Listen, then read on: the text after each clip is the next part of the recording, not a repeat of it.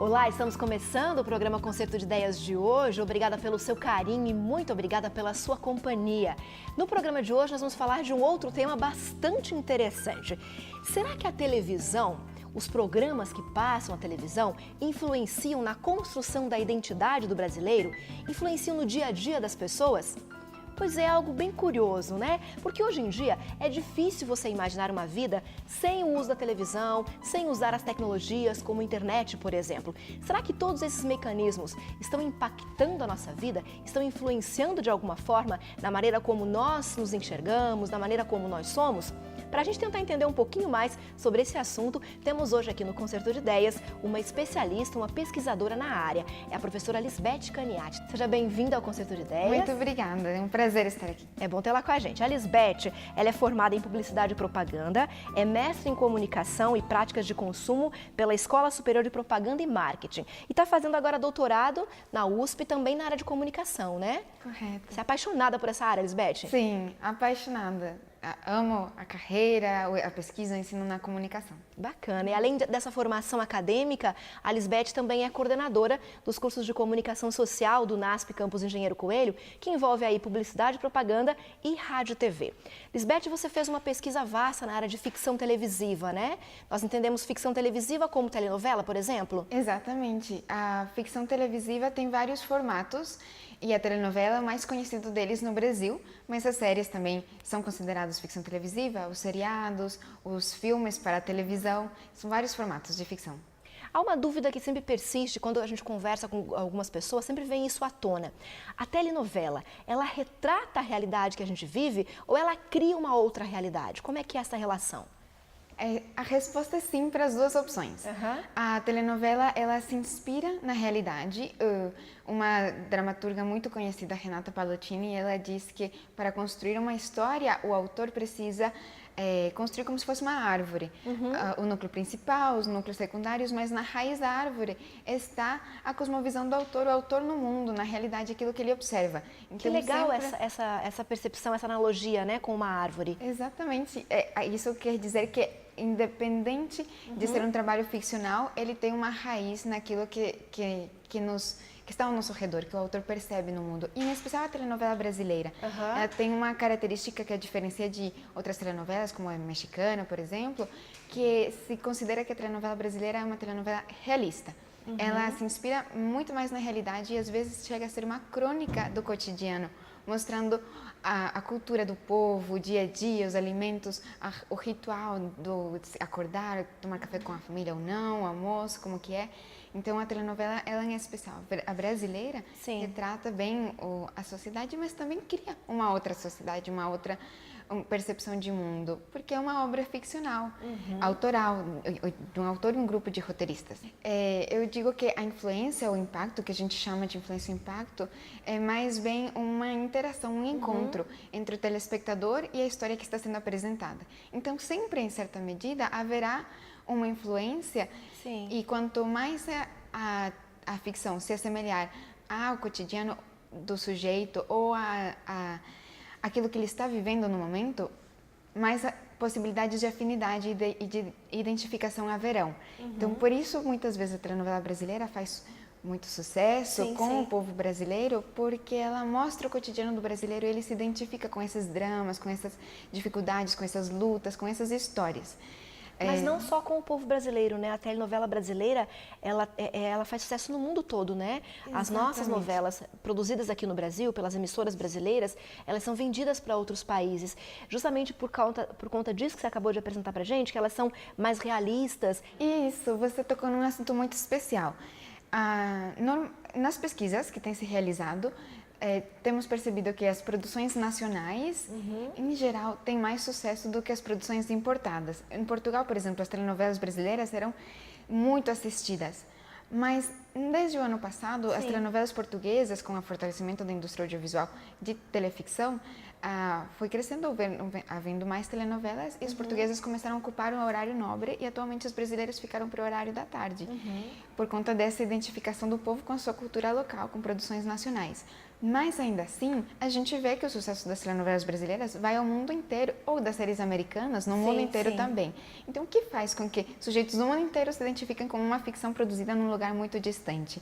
É, na minha percepção, que essas histórias contam histórias de pessoas reais, ou tocam em pontos tão nevrálgicos e tão reais para sujeitos de toda a raça, para seres humanos, como, por exemplo, a busca pelo amor, pela aceitação, pelo reencontro ou pela justiça. São assuntos que movem todos os seres humanos, independente do país, da região, da cultura, da língua.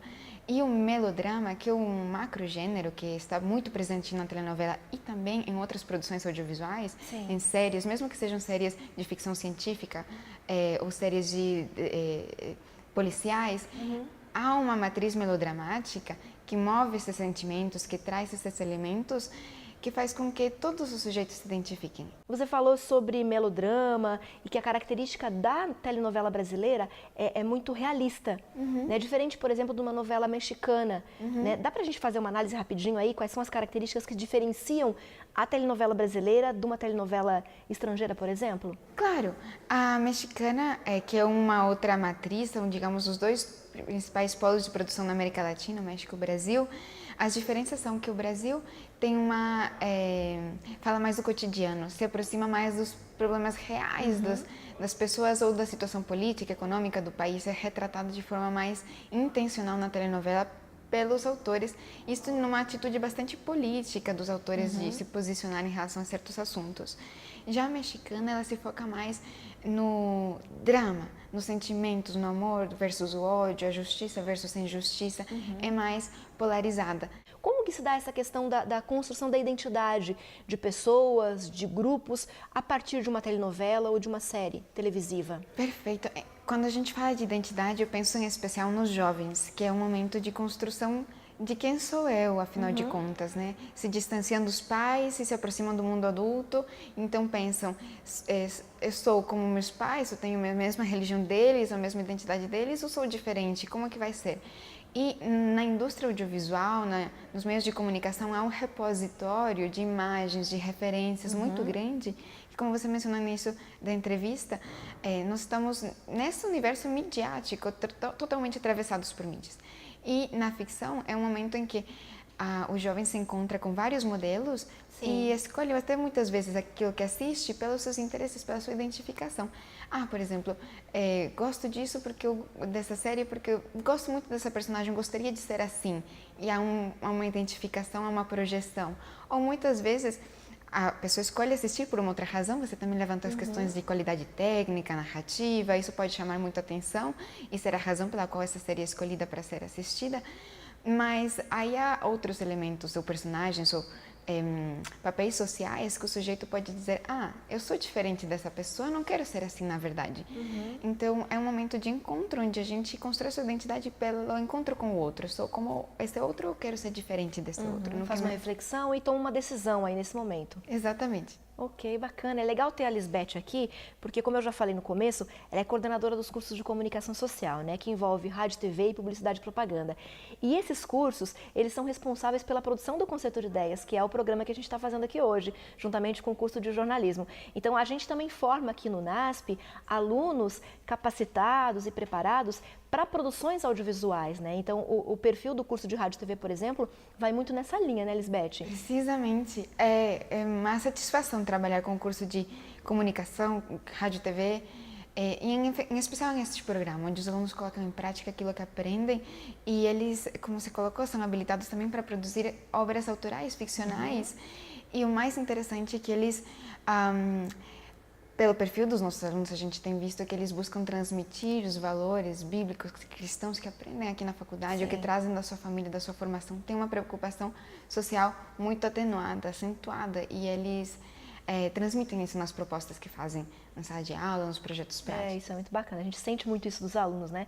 Essa visão social, essa preocupação, né? Então, ao longo dos 4 anos do curso de rádio e TV, por exemplo, eles têm essa preocupação, assim como publicidade e propaganda também tem, e os alunos de jornalismo também. Já que você tocou nessa questão de princípios e de valores, como que fica essa relação do cristão com a telenovela? Porque a gente já ouviu muito, a gente já leu muito a respeito, e eu acho que o pessoal que está em casa nos acompanhando deve estar pensando, né? Nossa, mas como, de repente, um cristão vendo novela, produzindo novela, como é que fica essa relação?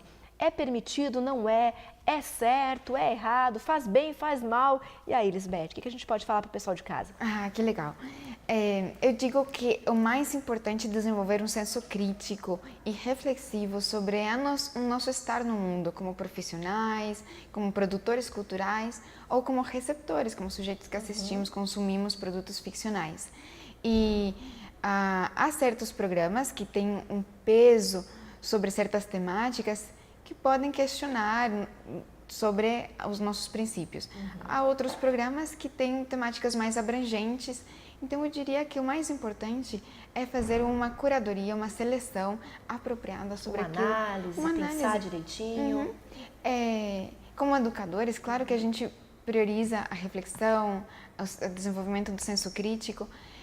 E ainda mais como cristãos, nós temos que ser pessoas muito pensantes e conscientes das nossas decisões. Eu acho que é isso que Deus quer. E nós estamos num mundo onde há bem e mal. E a gente precisa discernir, interagir com esse mundo e tomar as melhores decisões que nós pudermos tomar. Com influência do Espírito Santo, com oração. Então, eu diria que muito mais do que abstinência, o conselho é reflexão. E essa é até a postura que a Igreja Adventista tem tomado. Eu tenho percebido na decisão de abertura dos cursos de comunicação, inclusive, se aproximar das linguagens audiovisuais, na produção mesmo de ficção. A Igreja não tem produzido telenovela, mas tem produzido séries, por exemplo. Inclusive, eu estava pesquisando, um dos primeiros programas evangélicos para a televisão foi uma série. Depois do Faith for Today, o Fé para Hoje, eu vi uma série que se tratava de uma história ficcional, pais e filhos, questões dramáticas. E era essa série usada para evangelismo. Então eu vejo que a Igreja Adventista tem proximidade com a produção de ficção audiovisual, cada vez mais ainda. E isso me mostra de que está havendo uma percepção de que pode ser uma linguagem que a gente pode usar para se aproximar das pessoas pela via dos sentimentos. E assim as pessoas também conhecer da mensagem de amor de Deus, sem tanta resistência e barreira do que precisamente um televangelismo, uma pregação, um sermão.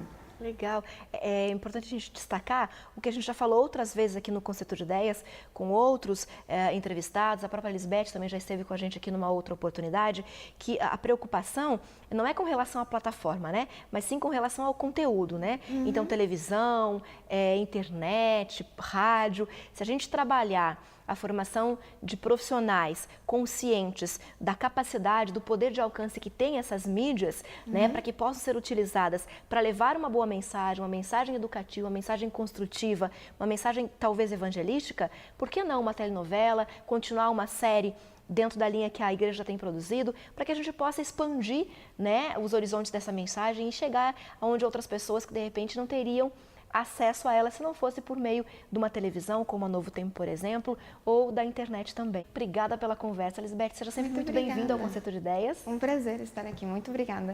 E obrigada a você que acompanhou esse nosso bate-papo no comecinho do programa. A gente vai para o intervalo rapidinho e você já sabe. A gente já volta para o segundo bloco, que é um mergulho aí um pouco mais profundo nesse assunto, para a gente entender na prática como que funciona essa questão da criação da identidade e também da influência, do impacto das telenovelas no dia a dia das pessoas. Não sai daí que a gente já volta.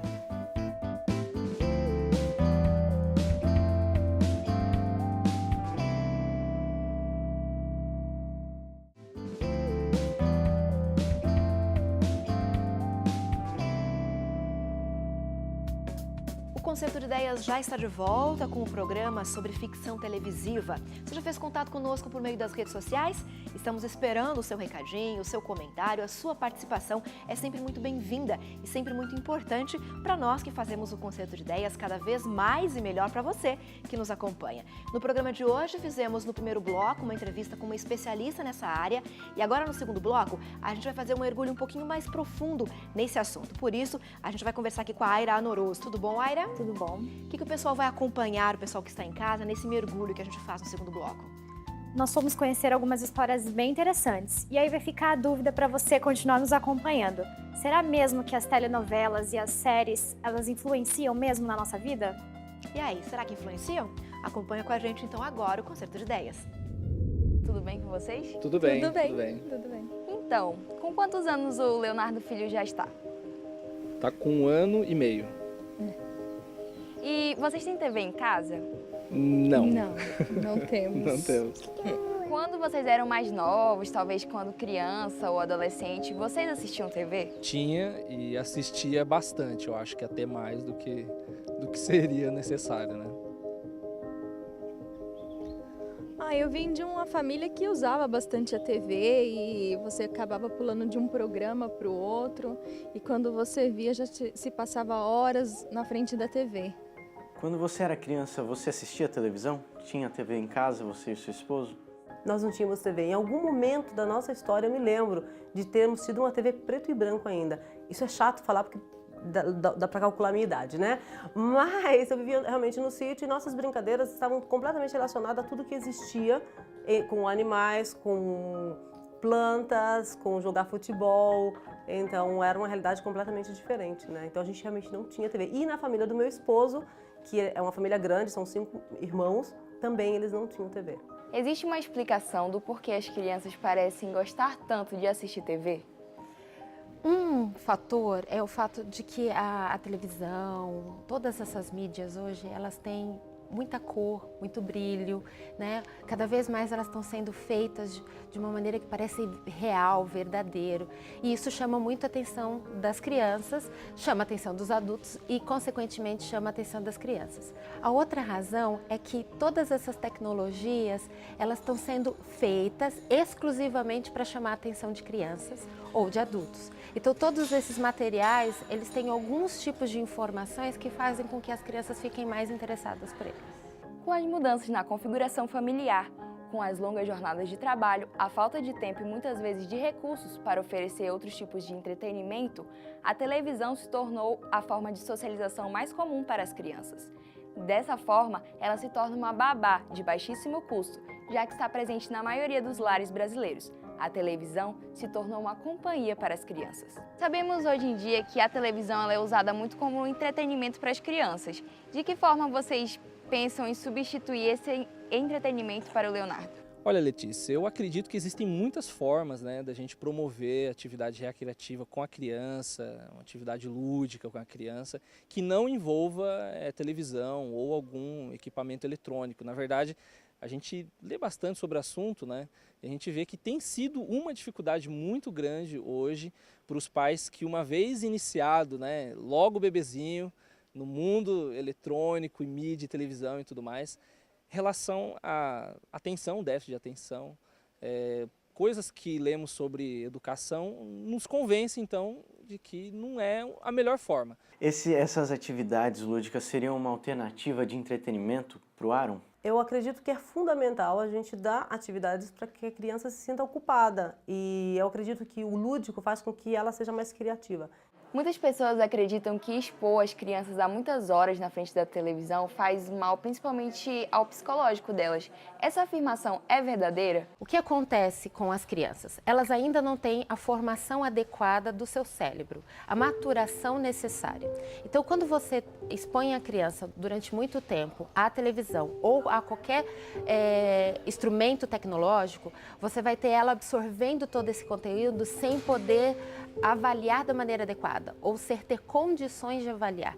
Ela não tem senso crítico ainda. Então, se você deixa essa criança muitas horas dentro desse meio, assistindo televisão, jogando um jogo, todos esses tipos de tecnologia, ela não vai ter condições de desenvolver tanto o processo que é necessário de maturação do processo dela de crescimento, de desenvolvimento, como também ela vai ter dificuldade de entender que existe um tempo que ela pode fazer isso e um tempo que ela não pode. Há um tempo determinado que seja ideal para uma criança assistir TV, ou isso depende dos pais e da criança mesmo? E há diferença entre o tempo que uma criança deve ou pode passar na frente da TV em relação a um adulto? O que acontece é o seguinte, se a gente deixar ao pai definir, né, ele teria que fazer uma avaliação muito mais adequada do seu filho, entender o que acontece com o seu filho para poder definir mais ou menos quanto tempo ele poderia ficar na televisão. O problema é que a gente percebe que os pais às vezes não têm nem também toda a informação necessária para isso. Por isso você vai ver tanto no marketing como hoje nas condições em relação ao nosso país que definem, por exemplo, classificação. É meio que o governo definindo o que se pode e não se pode assistir em determinada idade. Então o que a gente percebe? Que não dá para ser uma questão fechada, definida. Tem que ter a participação dos pais, tem que ter a participação do governo para definir algumas coisas, mas o mais importante hoje, que tem se deixado claro, é que crianças até 3 anos de idade não deveriam ter acesso à tecnologia como estão tendo agora. E como foi que vocês decidiram não ter TV na casa de vocês agora quando adultos? Já no período de namoro, a gente já vinha conversando sobre a utilização da televisão e a gente acabou priorizando outras situações e falou assim, não, a gente meio que combinou. Não, vamos deixar a TV e vamos seguir nossa vida juntos sem a televisão. E em relação à educação dele mesmo, quais frutos vocês esperam colher com essa decisão de tirar a televisão e esses conteúdos talvez mais adultos para ele? Não existe assim nada muito heróico da nossa parte por não ter TV, né? Eu acho que uma coisa que a gente, quando conversamos sobre isso, de deixar claro que o celular, o Facebook, o WhatsApp, o notebook que a gente tem, ele pode transmitir o mesmo tipo de conteúdo, né? Se a gente for pensar, vai ter um prejuízo por causa desse tipo de conteúdo aqui. Ele pode transmitir a mesma coisa, ou pode tirar a nossa atenção da mesma forma, pode ser uma distração da mesma forma. Mas eu acredito que o grande benefício, e eu espero passar isso para ele como pai, é dele aprender a ter controle da própria rotina. Você nota uma diferença no desenvolvimento intelectual, nos relacionamentos interpessoais do Aaron em relação às crianças que têm esse acesso a essa mídia que é a televisão? Eu vou ser bem sincera com você, é gritante. Uhum. O Aaron, eu sempre li muito com o Aaron. A leitura, a gente tenta ler em diferentes idiomas em casa, não só no português. Então nós temos, por exemplo, materiais em alemão, que meu esposo fala com ele só em alemão. Então ele lê em alemão com o filho. Espanhol a gente utiliza bastante, português. Então isso faz com que a mente esteja mais aberta. Com 3 anos ele leu o primeiro livro dele. Então quando ele está entre os amiguinhos dele, naturalmente você vê que ele tem algumas informações que está acima do normal. É comum, justamente porque... E a conversa entre os amigos, que é interessante, eles falam de personagens. E aí, o que eu percebi? Eu tiro a televisão, mas eu preciso colocar, ele precisa saber o que está acontecendo lá fora. Então, eu sempre mostro para ele, tem YouTube. Então, tem um personagem novo. Uma vez ele chegou para mim e me perguntou, ele devia ter uns 2 anos e meio, e ele me perguntou sobre uma porquinha, um desenho animado. E eu fui pesquisar toda a história e expliquei para ele, mostrei no YouTube e também contei toda a história e o que aquilo estava trazendo de negativo na vida das crianças. E aí ele falou, nossa, eu tenho amigos. E aí ele mesmo começou a assimilar aquilo que eu tinha explicado. Nós temos que satisfazer a curiosidade dos nossos filhos, mas não colocar ele para que a televisão o eduque. Porque basicamente o que eu vejo como mãe e observando amigos, e não estou fazendo críticas, porque eu acredito que cada um, diretamente talvez não, cada pessoa ela precisa observar teu filho. Afinal, como a relação criança-TV pode ser melhorada? Vou voltar naquela questão que eu estava dizendo para você, né? Quanto ela deveria e quando ela deveria assistir televisão. Eu acho que essa avaliação pode ser feita pelos pais? Sim, ela pode, mas ele tem que entender que ela tem uma função. E qual está sendo essa função? Então, quando a função é adequada, quando ela está dentro do desenvolvimento dessa criança, quando ela está dentro do que essa criança pode avaliar, ela pode ser utilizada, ela é até interessante. Hoje a gente tem muito material educativo né? Desde alfabetização, questão numérica. Então ela pode ser utilizada. Mas você não deixa seu filho o dia inteiro na escola com o intuito dele aprender, não é? Ele não tem as outras áreas, então também não vou deixar na televisão.